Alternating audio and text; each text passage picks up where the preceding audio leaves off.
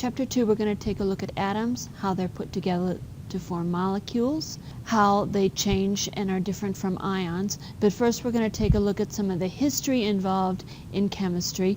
We go way back to before written history when we take a look at metallurgy.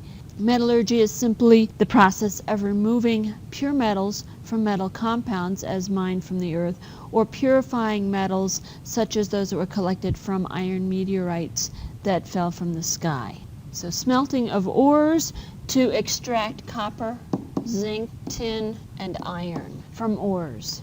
Another example of early chemistry, again before written history even, is the process of fermentation, of making wine, making beer. Most of these were discovered serendipitously, meaning there wasn't active research to try and discover them, they just kind of stumbled upon it. Another example of early chemistry, and essentially it's more biochemistry, is the process of embalming, using chemicals, primarily salt, and processes, generally heat, to preserve things. The Greeks were the first that we have record of that looked at science and tried to explain the phenomena that they saw around them, what happened to them in daily life and why things happened the way they did. They were philosophers rather than experimenters. They thought about things, but they didn't test them out for the most part. Our two main characters for Greek scientist philosophers were Democritus and Aristotle. They lived about the same time, and they both had theories about the atom, how particles were put together to form matter and what made up those particles. And they were actually two diametrically opposed schools of thought. Aristotle thought that matter was infinitely divisible, that you could keep breaking it into smaller and smaller pieces infinitely. Democritus, on the other hand, had a slightly different idea. He felt that you could divide matter into smaller and smaller pieces, but you got to a point where you couldn't make it any smaller. So he came up with a word to describe this particle that could not be divided any smaller, and he called it an atom. A is a prefix meaning not. Tomos is a Greek root which is used in a lot of our medical terms, such as appendectomy, tonsillectomy. Tomos means to cut. So an atom is something that cannot be cut any further. Democritus was correct. Unfortunately, he did not have the people's backing. Aristotle had a bigger support network, more sponsors, and so his thoughts, his publications, his idea of matter was the one that got carried forward, even though he was wrong. The next record we have of any note of chemistry is alchemy, and alchemy occurred during the Dark Ages. Generally that's from 400 or 500 AD through about the 11 or 1200s. Monks were the educated people during this time. Monks working in monasteries did the writing, did the reading, did the experimentation.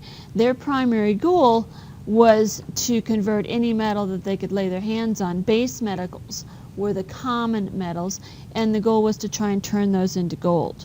The side result of all this research and experimentation was the discovery of a number of elements.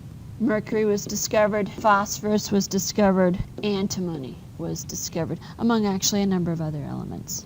Our first quantitative or experimental chemist of any note, recording records, doing science and research to try and explain phenomena and explain why the world worked the way it did, was Robert Boyle.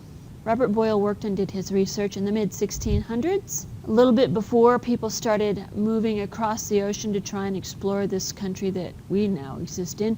Robert Boyle was a Brit, and he spent his research looking at gases. And if you remember anything from your chemistry from first year, you'll remember that Robert Boyle did a lot of experimentation and came up with a relationship between the volume of a gas and its pressure. Joseph Priestley was another Brit who was doing research a little bit later, but in the late 1600s. His research was looking at what allowed organisms to live and breathe and what happened to organisms, what was cut off or removed to cause them to die.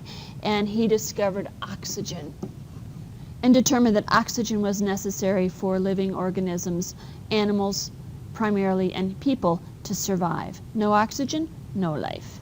Antoine Lavoisier was a French scientist. He was actually a scientist in his spare time. It was a hobby. He was actually a tax collector. And he was interested in how things were put together and what happened to all the stuff.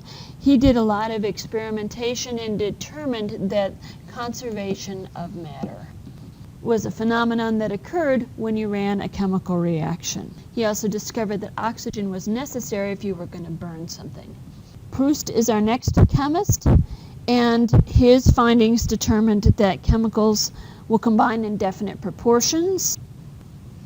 John Dalton took this information and took Proust's work and built on it. Many times people attribute Dalton to determining that chemicals combine in definite proportions. He built on that. He was not really the one that came up with that original idea. Dalton is more known for his atomic theory, that the atom is the smallest part of an element, and if you break it down, you no longer have the characteristics of that element. Dalton was also the one that came up with the idea of partial pressures. The law is named after him. Gay-Lussac is a French chemist, and he again worked with gases. And he found that if you combine specific volumes of gases, you'll get specific amounts of products. Our friend Avogadro, Amedeo Avogadro, an Italian chemist, in addition to working with gases, also worked with electricity and electrostatic charge.